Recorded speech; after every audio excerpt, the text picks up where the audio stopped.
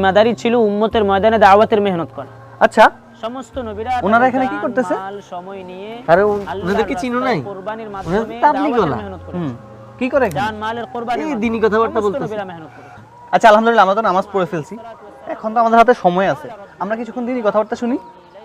শুনো, আরে এত চিন্তা করার কি আছে? চলো চলো, এই সবাই চলো। আপনার বান্দাদেরকে আমার জাতির কাছে, আমার গোত্রের লোকদের কাছে আপনার বাণী শুনিয়েছি। লাইলা ওয়া নাহারা, রাত দিন একাকার করে, দিনকে দিন বলি নাই, রাতকে রাত বলি নাই, এভাবে লাগাতার 950 বছর তাদের কাছে কালিমার বাণী পৌঁছাইছে। কত বছর? 950 বছর। বলে হযরত নূহ আলাইহিস সালাতু ওয়াস সালাম যখন তাদের কাছে দাওয়াত নিয়ে যাইতেন, তখন তারা কি করতেন? ওয়াস্তাকবারু, তারা তো অহংকার করতেন। তারা কি করতেন? ইয়াজআলুনা আসাবিআহুম, এই হযরত নূহ রশিদ ইউনুস ওরা কই? যে তারা তো তাদের কানে ছিল তো এখানে। ওই যে এই জন্য নবীওয়ালা মেহনত করার জন্য সবাই তৈরি আছি তো ইনশাআল্লাহ ভাই।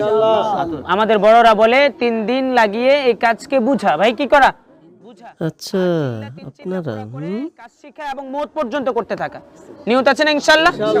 তো বলে এই মেহনতের জন্য আমরা সবাই তৈরি হব এবং সবাই আল্লাহর রাস্তায় যাওয়ার জন্য নাম লিখাবো। কার কার নিয়ত আছে ইনশাআল্লাহ? তো হাত উঠে দেখাই ইনশাআল্লাহ। মাশাআল্লাহ। কি নাম আপনার ভাই? আমি সাহেব, আমাদের এই যুব সমাজের জন্য খাস করে দোয়া করবেন ইনশাআল্লাহ। আল্লাহ সব ভাইকে ভরপুর কামিয়াব করেন, দোয়া করেন। আমিন। তো খুশি খুশি ভাইয়ের নামটা? রাশিদ। হুজুর দেখো একটু দাঁড়ান। ডাইরেক্ট ইনশাআল্লাহ, ইনশাআল্লাহ। আল্লাহ ভাইজানকে কবুল করেন। মাশাআল্লাহ। আল্লাহ ওনার জানে মালে বরকত দান করেন। ভাইয়ের জন্য একটু খাস করে দোয়া করবেন হুজুর। আল্লাহ সারা আলমের সফরের জন্য কবুল করেন। আমিন। উম্মতের হাদি ও মুবাল্লিগ। দেখছেন, আপনারা বলছি না সোজা আঙ্গুলে ঘৃণা উঠলে আঙ্গুল বাঁকা করা লাগে।